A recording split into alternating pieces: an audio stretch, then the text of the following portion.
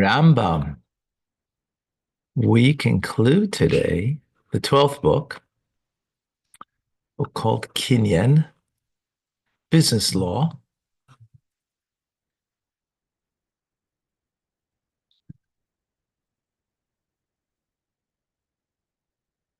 Give me a second. Math? Yeah.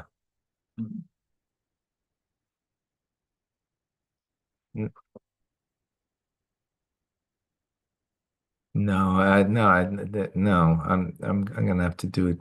Uh, no, I won't. I don't have anybody. No, no. I'll let you and I'll park it. Yeah. Okay, bye. Okay. Sorry. So we conclude that yes, we're doing the laws of Avadim. Um,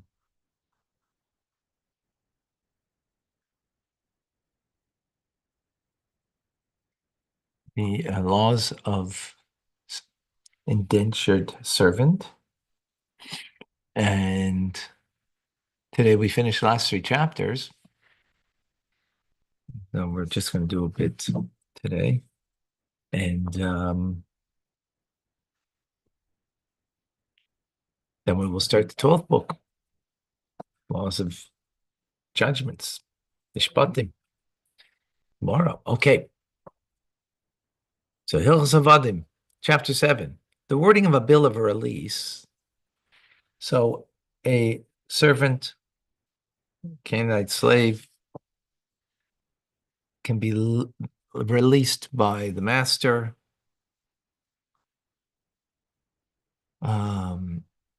by a document, one of the ways, right? So the bill of release must connote that it is severing the connection between the slave and his master. So the master no longer has any rights with regard to him. Therefore, the master writes to his slave, "You and everything I own except such and such a property or such and such a garment are now your property. The connection between them is not severed. The bill of release is nullified. Since the bill of release is not effective, the slave is not freed and does not acquire any of the property. Same principles apply in all analogous situations." No, we're talking about now the bill of release and what's a valid bill of release. That's what we're talking about. We're not talking about any other way of release. Okay. Volunteer.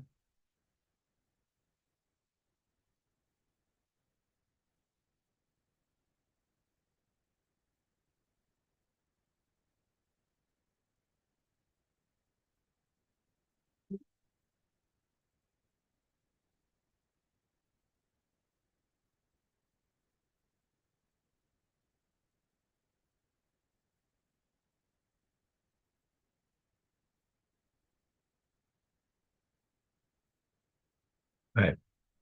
So now, of course, when you do something, you do it right. And this is not the way to do it. And the point is, it has to sever any kind of connection. Since the bill of release over here says that everything I own, that in other words, he's giving him his release, and he's giving him also that which he owns, that he will now become the owner of it, right?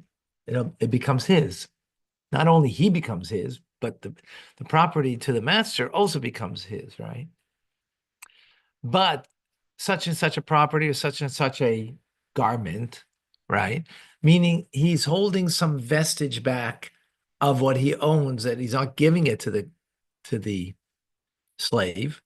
So it means that there's still some in the wording of the document is suggesting that there's still some kind of connection between them because he will still own some things. Now,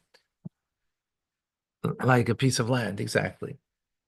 In other words, if he just wrote that I'm releasing you and I have you're free, I have no jurisdiction over you, good. That's perfect. That's the way it should be done. But here he's adding something because whatever he wants to give him, for whatever reason, doesn't matter. He wants to give him everything that belongs to him except something. So it means there's an accept of something in the document that is saying that he's still his.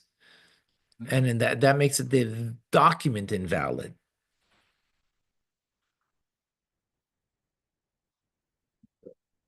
Because not completely, yeah. When a slave brings a bill of residence that states your person and my property are acquired by you, he acquires his own person and becomes a free man immediately. He does not, however, acquire the property until the authenticity of the signatures to the document are verified, as is the law with regard to other legal documents. So he's freed right away based on the document, right? But to get the property from the master that gave him everything, again, like why would a master do that? And unless, he passed away, right? And he didn't have any heirs. And his servant he likes and he wants to do it, but that's irrelevant, right? It's giving us the parameters of the law, right? And the law is that he becomes free immediately, but the property we have to authenticate the signatures of the document, right? Similarly, if the document states all my property is acquired by you, he acquires his own person, but does not, however, acquire the property until the authenticity of the signatures of the document is verified. We divide the content of the document and say he acquires his own freedom, for we trust him when he brings his own bill of release, right? Others, where do you get it from? And he does not have to verify the authenticity of the document. With regard to property, a person does not acquire it unless he has clear proof of his ownership. Therefore, he does not acquire it until the authenticity of the document is verified. Right, so others have to make sure that they either well, maybe it's going to say, let's see. Okay. No, doesn't seem. So I guess that the signatures are authentic, the witnesses who sign it. When a master frees two slaves with one bill of release, they do not acquire their freedom, right? Because each one needs their own, bill of release. Instead, one must write a bill of release for each slave individually. Therefore, a person writes a single legal document transferring all his property to two slaves. They do not acquire even their own person, let alone the property. If the master wrote two documents, one for each slave, they acquire the property and free each other.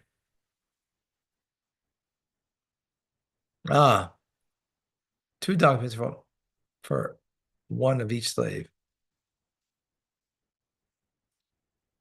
Free each other.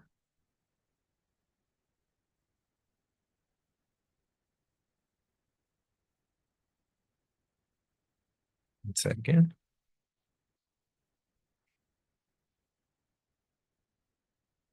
Because what's the problem here? Two guys, right? They're slaves. He frees them with two different documents, right? But the problem is, I think that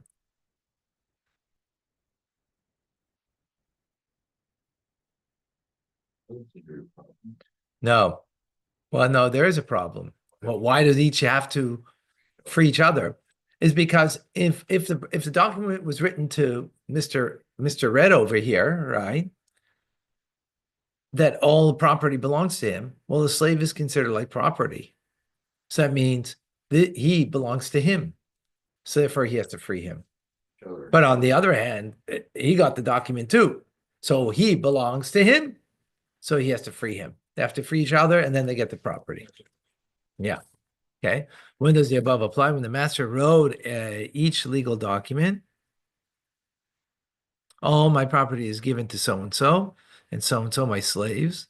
If, however, he writes half, that's because the whole property was given. But if I'm giving half of my property is given to so and so, my slave, and the other half is given to so and so, my slave, even if the owner wrote two documents, the slaves do not acquire anything, for the slaves are included in the master's property. And possession of half of each one is retained. This is not a valid release, and since the slave is not released, it's not acquiring any of the property. Make sure I got this clear.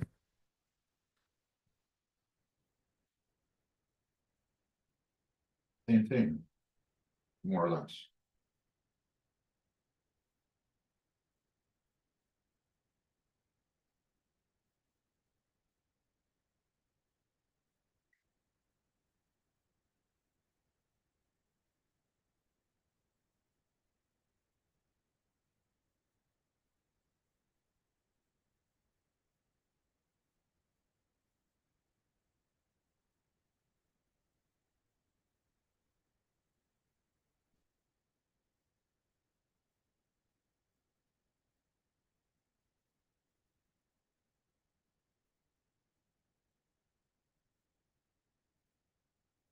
Slave is included in its property.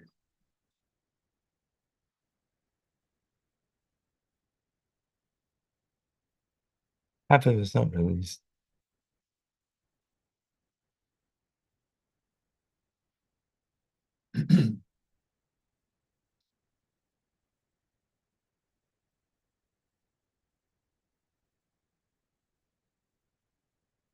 Hmm. Like we had before, since he's not getting it all, since property is being mentioned, that the problem is because property is being mentioned and not the whole property he's getting. That means he's retaining part of the property, right? I mean, he's giving it to the other guy, but he's doing it one after the other.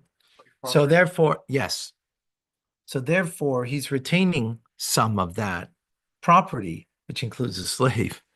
So therefore, he doesn't get his freedom, and therefore he doesn't get the property. Halacha 4. When a person seeks to release half of his slave with the bill of release, the slave does not acquire half of his person, and he's a slave just as he was before. Right? You can't become a person can't release half a person, right? If by contrast, he releases half a slave because of the monetary payment, he took money for half his worth, the intent of freeing that half, the transaction is binding. Thus he is half a slave and half a free man. In other words, I can't release bill of release and say you're half freed, right?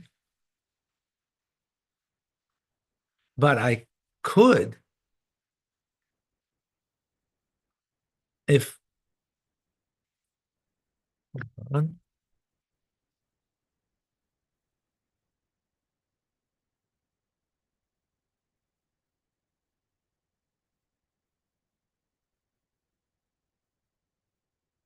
Monetary.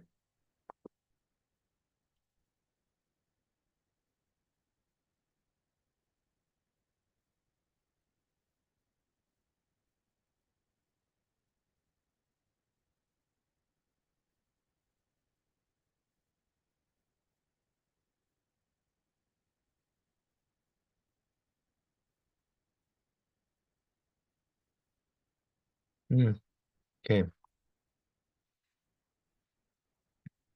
Yeah, so that's the idea but if he took money, right, then the transaction is binding because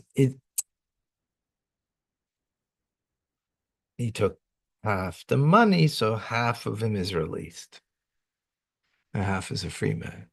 When does the above apply? When the master released half of the slave and retained half. If however he freed half of the slave with a legal document and sold the other half, or he freed half of the legal document and gave the other half as a present, since the slave leaves his domain entirely, the slave acquires half his person, and he is half a slave and half a free man. You get half the slave.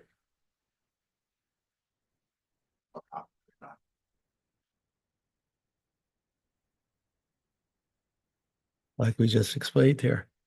Similarly, if a slave is owned by two partners, and one frees half, whether through money or through a legal document, the slave acquires his half, and he is a slave, half a slave and half a free man. Two people own you. One, I'm letting you free. The other guy, no. So you're half and half. Now, what does that mean? Yeah. And I think in the end, you have to, the other half you need to free, because he's sort of like, he can't be used as a slave because he's half a free man, right? And yet he's not a free man, so you got to free him. Okay. Right? Very unusual kind of stuff. Okay. Okay, I have to Another stop. process freedom. I have to stop here. Yeah, Okay. Yeah, unfortunately, sorry. Into the maidservant.